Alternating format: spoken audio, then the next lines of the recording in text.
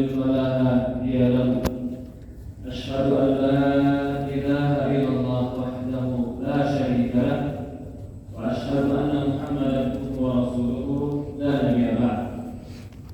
قال الله تعالى في كتابه الكريم: يا أيها الذين آمنوا اتقوا الله حق تقاته ولا تموتن إلا وأنتم مسلمون.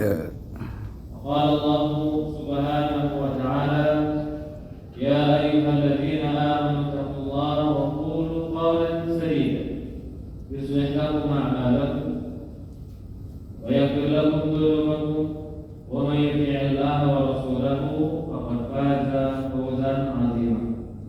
فإن أصدق الحديث كتاب الله وخير الهدي هدي نبينا محمد صلى الله عليه وعلى آله وصحبه وسلم. شر الأمور محدثاتها وإن كل محدثة بدعة وإن كل بدعة ضلالة وإن كل ضلالة في النار. أعاذني وإياكم من النار. Alhamdulillah, segala puja dan puji syukur kita panjatkan kepada Allah Subhanahu wa taala Rabbul Alamin. Serta salawat dan salam selalu kita curahkan kepada Nabi kita Muhammadin sallallahu alaihi wa ala alihi wa sahbihi wasallam. Kepada keluarganya, kepada para sahabatnya, juga orang-orang yang mengikuti dan mencintai hingga yaumil qiyamah. Para hadirin, ikhwan fillah wa akhwat fillah, bapak-bapak dan ibu-ibu, ikhwan dan akhwat yang dimuliakan dan dirahmati Allah Subhanahu wa taala. Semoga Allah Subhanahu wa taala rahmati kita, berikan kita kebaikan di dunia dan di akhirat. Semoga Allah Subhanahu wa taala jadikan perkumpulan kita di masjid ini menjadikan amal yang memudahkan kita masuk ke dalam surga Allah Subhanahu wa taala. Allahumma inni as'aluka ilman nafi'an wa rizqan thayyiban wa 'amalan mutaqabbalan. Ya Allah, aku memohon kepadamu ilmu yang bermanfaat, rezeki yang baik, dan amalan yang diterima. Sebelum kita mulai belajar, kita membahas buku kalau diterjemahkan 32 dosa suami. Kalau dalam buku bahasa Arabnya min akhta'i azwaj, dari kesalahan-kesalahan suami. Disebutkan di sini 32 dosa suami yang meresahkan hati istri. Buku terjemahan Syekh karangan Syekh Muhammad bin Ibrahim Al-Hamd. Saya ingat dia orang Mesir. Syekh dari Mesir, banyak buku dia tentang keluarga. Dia juga punya buku tentang kesalahan-kesalahan istri. Ya, sekitar 26 kesalahan istri. Alhamdulillah, hari ini kita akan masuk ke dalam kesalahan atau kesalahan yang ke-9. Kesalahan suami atau pasangan yang ke-9. Ikhwan fillah wa akhwat fillah, rahimahumullah. Di dalam buku bahasa Arab di halaman 31, di dalam buku bahasa Indonesia di halaman 58. Bagi yang bawa buku di PDF juga ada. Kalau kita belajar, apa yang terpenting ketika belajar? Asik? Ahsan. Yang terpenting adalah ini. Anak barusan bilang buku halaman sekian. Maksudnya yang dibabi ada bawa buku. Ternyata dia bilang niat. Yang terpenting belajar itu niat mau belajar. Karena kalau bawa buku niatnya nggak ada, buku tertutup dari amal itu. Tapi kalau niatnya benar, saya mau belajar, berarti apa yang dia dapat menjadi pelajaran, akhirnya menjadi amal. Itulah yang dikatakan jalan menuju surga. Kenapa belajar ilmu agama menjadi jalan menuju surga? Karena modal dia untuk bersikap dalam hidupnya, modal dia bersikap dalam mengambil keputusan, dasarnya ilmu. Ilmu tentang rumah tangga itu juga ada. Berapa banyak suami dalam rumah tangganya dia merasa menjadi suami yang terbenar, dan paling benar dan tidak pernah salah. Banyak. Walaupun dia salah, tetap dia merasa yang paling benar. Sementara yang paling benar itu siapa? Allah. Yang paling benar itu siapa? Rasul.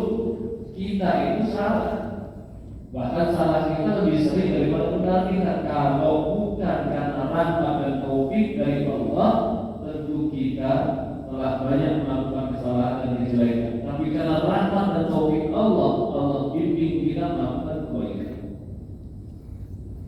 Maka orang menganggap ngapain sih ngaji? Mending kita kerja di kantor aja banyak pelatihan. Padahal kita buat kuliah S1 di bidang yang kita pelajari. Begitu masuk kantor, pelatihan, menambah skill. Ini rumah tangga juga termasuk bagian dari tugas kita, tapi nggak pernah memperdalam ilmunya, memperbarui pengetahuannya, nggak pernah memodalkan dirinya dengan pengetahuan yang akan digunakan dalam rumah tangganya, seolah-olah rumah tangga masuk ke bebas gampang gimana nanti. Akhirnya banyak orang yang rumah tangganya tidak benar. Tidak benar bukan karena rumah tangga yang tidak benar, karena dia tidak bermodalkan yang benar dalam rumah tangga. Kalau seandainya dikatakan Ustaz, apa yang Ustaz baca 32 dosa suami saya baca di rumah saya sendiri, Ustaz. Bagus, silahkan. Saya sudah hafal Ustaz 32-nya, bagus, silahkan. Nah kalau begitu saya mau hadir kajian Ustaz. Saya bilang kalau seandainya kamu sudah hafal 32 ini, kamu duduk di masjid, kamu dengerin, apakah pahala kamu kurang? Gara-gara sudah paham? Nggak kurang. Pahala nggak pernah kurang kalau kita duduk di masjid untuk belajar ilmu agama. Kalau yang dibahas kita sudah tahu, namanya murojaah, mengulangi pengetahuan. Kalau yang dibahas belum tahu, namanya tambah ilmu. Dan betapa banyak pengetahuan yang kita tahu, begitu diulang lagi kita dapat faedah yang baru, kita dapat sisi yang baik, yang akhirnya itu menjadi bimbingan dalam kehidupan kita. Hari ini kita akan bahas takdiru ada zaujah, pelit sama pasangan. Pelit itu sifat tercela. Bahkan pelit itu sifat yang haram begitu. Karena Rasulullah SAW mencela orang-orang yang pelit. Allah mencela orang-orang yang pelit. Kalau perbuatan itu Allah cela dan Rasulullah mencela, maka perbuatan tersebut adalah perbuatan yang terlarang, haram. Lebih parah lagi, orang pelit itu adalah orang yang rusak tauhidnya. Maka dari itu pelit bisa termasuk dosa besar karena merusak keyakinan dia terhadap Allah. Apa hukumnya ketika rusak keyakinan kita terhadap Allah? Rusak tauhid. Kita tak mengatakan kufur, tapi cacat iman. Allah mengatakan bahwa anfaq bahwa yukhrij. Kata Allah Subhanahu wa taala, apapun yang kau infakkan Allah ganti. Allah yang dijamin ganti. Tiba-tiba dia bilang janganlah, nanti habis, nanti kurang, nanti tidak dapat lagi. Dia bilang kemana firman Allah? Yakin tidak Allah ganti? Yakin. Kalau yakin keluarkan Allah ganti. Wa man yuridullah, perhatikan, man yuridullah qardan hasanan yudha'if lahu. Kata Allah Subhanahu wa taala, siapa yang meminjamkan kepada Allah, orang itu pinjam. Qardan hasanan, dengan pinjaman yang baik Allah akan lipat gandakan untuk dia. Rezeki kita dari Allah, kelapangan dari Allah, kemudahan kemudahan dari Allah, skill kita, kemampuan kita, kecerdasan kita sehingga kita dapat rezeki itu dari Allah. Ketika semua itu dari Allah, lalu kita mendapatkan kelapangan dan kemudahan tadi, Allah bilang pinjamkan ke Allah. Padahal dari siapa? Dari Allah. Tapi ketika kita berinfak, kata Allah, Allah pinjam. Kalau pinjam itu hukum mengembalikannya apa? Mengembalikan pinjaman hukumnya apa? Wajib, Allah wajibkan untuk dirinya mengembalikan kepada kita. Ragu nggak Allah kembalikan? Hah? Orang pelit itu orang yang ragu dibalikin sama Allah. Maka dia pelit, dibalikin dia. Kalau yang datang sama kamu orangnya kamu nggak kenal, penampilannya juga nggak seperti orang baik, tiba-tiba bilang sama kamu, pinjam duit nanti saya balikin. Kamu ragu, wajar. Karena kamu nggak terlalu kenal, penampilan nggak meyakinkan, tiba-tiba pinjam. Allah yang kasih kamu rezeki, Allah yang kasih kamu kecerdasan, Allah yang memudahkan hidup.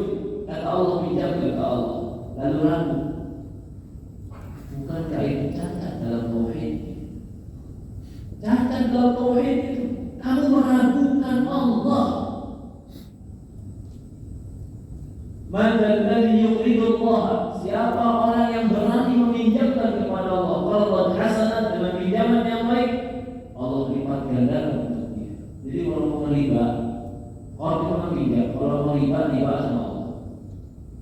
Allah lipat gandakan. Tapi siapa yang berani melakukan itu?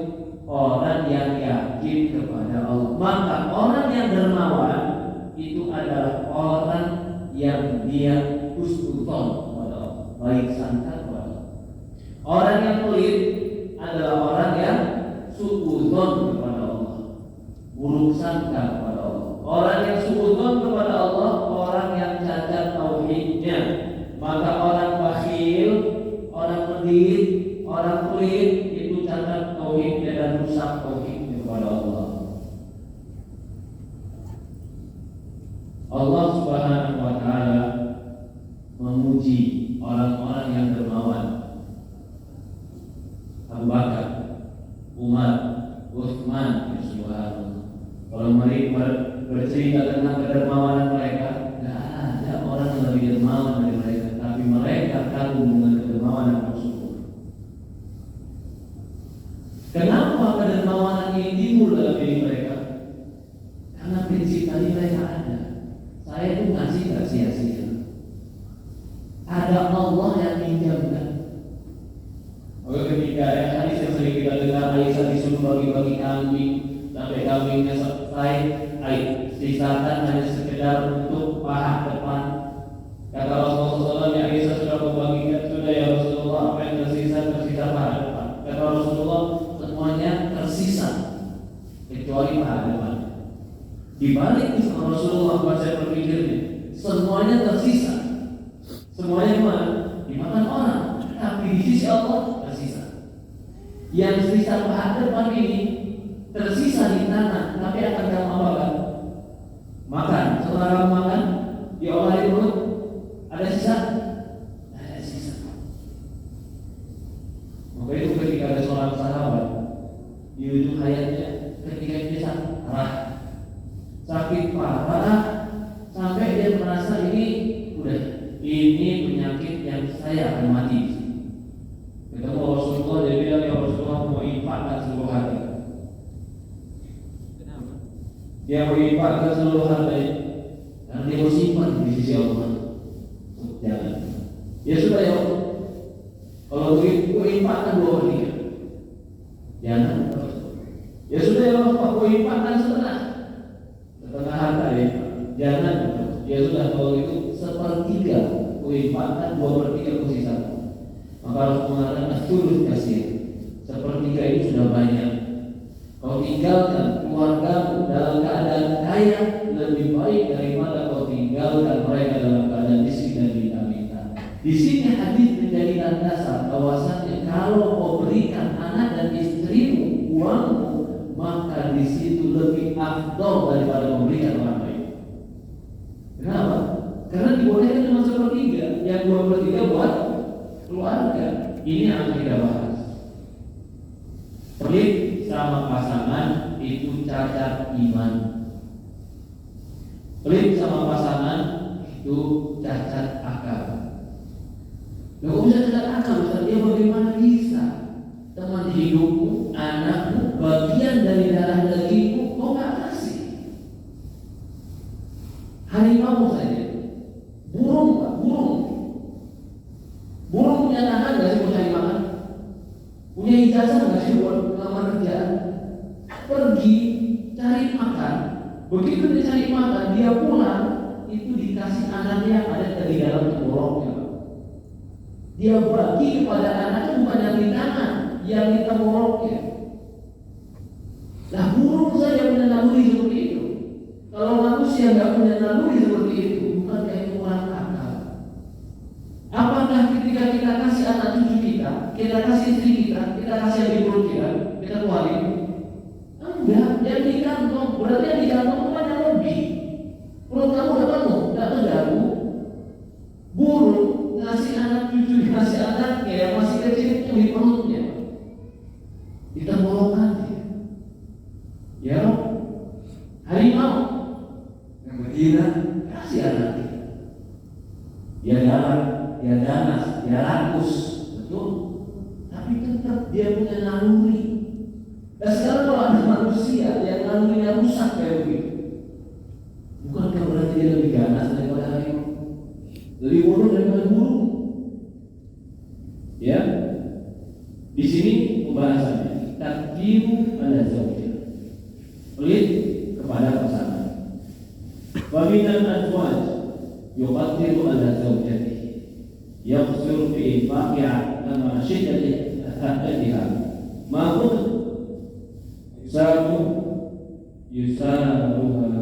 yusaruha.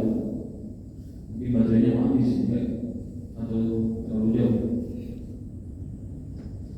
Kata Syekh rahimahullah ta'ala, sebagian suami ada yang bersikap pelit kepada pasangan, bahkan dia lalai dalam memberikan infak kepada pasangan, padahal pasangannya sangat membutuhkan.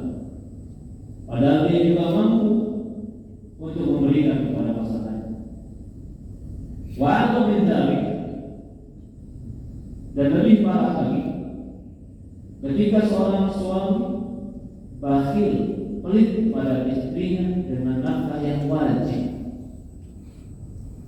Jadi kalau pelit dari perkara yang tidak wajib itu sudah tercela. Bagaimana lagi pelit dari perkara yang wajib? Itu lebih tercela. Bukan saja tercela karena pelitnya, dia tercela karena tidak tanggung jawab. Contoh, ada orang yang bukan kewajiban kita memberikan dia, lalu dia minta, kita tidak kasih, pelit, aib, tidak bagus. Ini bagaimana lagi dengan orang yang di bawah tanggung jawab kita, yang kita punya kewajiban memberikan kepada dia, lalu tidak memberikan kewajibannya? Itu lebih jelek lagi. Berarti tercela karena pelit, tercela karena tidak tanggung jawab, tercela karena tidak menunaikan hak orang lain.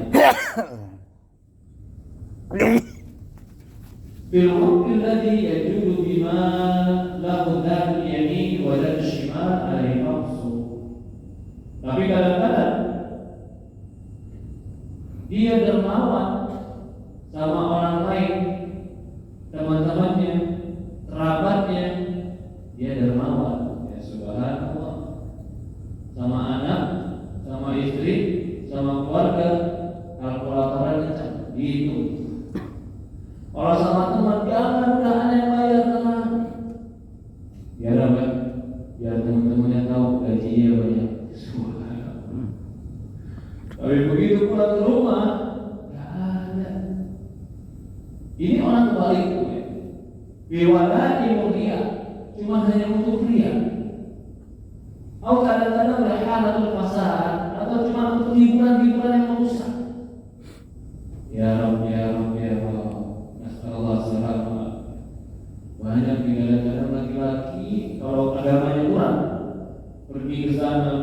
sekali cari hiburan habis duit. Buat anak istri kan, buat senang-senang dan foya-foya dia selesai. Fatarahum yunfiqu amwal qalila fi sabilillahi wa syaitani. Kamu lihat mereka bisa kasih uang yang banyak untuk kesenangan pribadi, foya-foya, dan untuk syaitannya, untuk syaitan diri. Ada sebagian orang yang tercandu dengan judi online. Begitu masuk gajiannya ke rekening, itu semuanya hampir kebanyakan dihabiskan buat judi online. Nanti pulang ke rumah tinggal pasang muka seram sama istri. Jadi istri nggak berani ngomong. Muka seram, suara keras, perangai kasar. Jadi istri mau nggak mau diam. Kalau kayak begini, lalu bermimpi, Ustaz, katanya rumahku surga. Ya bukan surga, karena yang dalam syaitan. Ada syaitan masuk surga. Syaitan masuk neraka, nggak ada masuk surga. Judi, habiskan duit berfoya-foya, lalu berharap masuk surga. Jangankan surga akhirat, surga dunia itu tidak. Bukankah rumah itu jadi surga? Kenyamanan, ketentraman, kebahagiaan itu surga. Tapi kalau dia melakukan maksiat, ya Rabb, nasallallahu alaihi wasallam. Apa sebabnya? Rihalatul fasad, kadang-kadang cuma untuk jalan-jalan yang rusak. Ya, faida saru ahlu, atau kadang-kadang mereka ini ada lagi nih. Tapi mudah-mudahan nggak ada bapak-bapak yang di sini, nggak ada ya. Kalau udah punya hobi, dia beli semua buat hobinya. Teman kantornya lagi pada hobi sepeda, dia nggak mau kalah, beli sepeda yang mahal. Masa anak buah saya beli sepeda 65 juta, saya atasan masa beli yang 15 juta. Belilah yang 100 juta sekalian. Padahal baru gue 100 meter udah kos-kosan. Kamu beli yang ratusan juta, kamu nggak pernah pakai, cuma buat gengsi, lalu kamu potong uang dapur istrimu. Kemana akalmu? Akalnya kemana? Ya kan, ini kan buat olahraga. Kalau buat olahraga berarti fungsi yang dicari. Ada lagi sebagian hobinya motor. Bukan kita mengharamkan hobi ya, silahkan. Tapi yang haram itu ketika hobi lebih didominasi daripada tanggung jawab kepada rumah tangga, itu yang haram. Gajian, berapa gajinya Ustaz? Alhamdulillah gaji saya 15 juta. Masya Allah, alhamdulillah cukup Jakarta. Mungkin bisa lebih sedikit. Iya Ustaz, tapi saya nggak cukup. Kenapa? Benerin motor, mau lagi Sabtu Minggu, nyewa mobil buat ngangkat motornya ke tempat trek, nyewa treknya, beli bajunya, ya cukup 15 juta. Ya, cuma hanya untuk hobi seperti itu kau habiskan uangmu, akhirnya kau pulang ke rumah berantem sama istri. Begitu berantem sama istri, gara-gara uang habis pakai jurus. Apa jurus? Saya kan suami, itu kan uang saya. Terserah saya, itu uang saya. Mulai pakai jurus ego. Kata saya di sini, Fatara yunfiqul amwal qailah fi sabilillah wa syaitan wa idza salahu ahlahu berlepahin a'rad wa nawar bijanihi. Kalau keluarganya minta sedikit saja dia berpaling, tar dulu. Kapan? Oke, nanti. Termasuk juga anak kita buat sekolah, ada buat sekolah anak. Fahadha awjad masa. Ya, ini sungguh sangat memprihatinkan dan mengenaskan. Wa anda wa asyad wa'an wa hadu haddan. Wa kam min buyuti yajtum 'alaiha mus. Betapa banyak keluarga yang menelan penderitaan. Akhir alaiha sahaibu syaqa bisababi ta'dil zawj wa tafsir fil nafaqah. Kesengsaraan disebabkan sikap pelit suami dan kelalaian dalam memberikan nafkah. Barubbama badat zawja wa auladuha wa auladuhu wa auladuha ala tuwa. Bahkan sebagian mereka mungkin ada yang sampai istri dan anak lapar. Warubbama bagiyat, bahkan bajunya usang. Dan dia juga dalam anak, dia tak dikasih sama orang suaminya untuk memberikan itu. Rubbama talaqafun nas, sampai mereka minta sama orang lain. La qarabat idzan, kalau kayak begini jangan heran tidak tersekat aulad, anak berantakan. Wahasu aman yamudu bima, anak akhirnya dia kembali rumah untuk mencari orang-orang yang bisa membantu dia. Akhirnya anaknya juga cari duit sendiri. Akhirnya anaknya tidak orang patuh pada dia, cari orang yang bisa bantu dia. Wala ajab, jangan heran dengan harapatul buyut. Kalau kayak begini keadaannya, maka rumah tangganya akan melenceng dari benar. Illa yakun raji' min dini wa hayat wal muru'ah. Dan bila mereka tidak mempunyai pengawasan berupa agama, sifat malu dan muru'ah, kehormatan diri. Wa min haqqi zawjah ala zawjiha an yujibu 'alaiha bil ma'ruf. Di antara hak istri, anak, rumah tangga, agar suami memberikan nafkah kepada mereka dengan cara yang ma'ruf. Ma'ruf itu asal kalimat dari urf. Urf, ain, ra dan fa. Yang dikenal, yang terbiasa itu ma'ruf. Jadi kata Syekh di sini, maka harusnya bagi suami memberikan kepada istri dan anak nafkah yang sesuai urf. Wal muradu bi nafkahna ma yufridu li zawji ala zawjiha min mal wa sukna wa ta'am wa hawana wa libas. Yang dimaksud dengan nafkah di sini ialah nafkah yang wajib apa sih? Nafkah yang wajib itu adalah pertama tempat tinggal. Tempat tinggal itu wajib, bukan wajib beli, tapi dia harus menyediakan. Yang kedua, makanan yang layak, bukan mahal, bukan juga boros, tapi yang cukup, layak. Wal hadanah, penjagaan dan kesehatan. Yang berikutnya al-libas, pakaian. Nah, ini empat ini wajib bagi suami menyediakan. Kalau lebih daripada ini, dia mau kasih, itu sedekah. Kalau dia tak mampu memberikan, tidak mengapa, karena itu tidak yang menjadi wajib. Tapi yang menjadi wajib adalah empat perkara ini: tempat tinggal, makanan, apalagi hadanah, penjagaan, termasuk kesehatan dan pendidikan, libas, pakaian. Wa ma ila dzalika mimma tusadu bi hurmati zawjah min ibtida', dan apa saja yang mengantarkan supaya istri bisa menjaga kehormatan dan kemuliaannya. Jadi apa saja yang bisa menjaga, perhatikan, apa saja yang bisa menjaga istri kehormatannya dan juga menjaga kesehatan dan kemuliaan. Itu jaminan suami. Jadi kalau dia ngasih rumahnya juga kalau bisa yang dia bisa terjaga kehormatan, gak terbuka auratnya, gak ikhtilat dengan orang lain. Kalau dia diikhtilatkan dengan orang lain, sebenarnya hak istri telah diambil, kecuali istri itu tapi tidak mungkin sulit untuk bisa diridhoi kalau tidak ada ikhtilat, bercampur baur dengan yang bukan mahram. Ya, dikatakan oleh Syekh, wa kullu dzalika hududut ta'at wal wasa'. Itu semua sesuai dengan kemampuan dan kelapangan suami. Jadi empat tadi wajib, tapi sesuai dengan kemampuan dan kelapangan suami, bukan kembalinya kepada keinginan istri.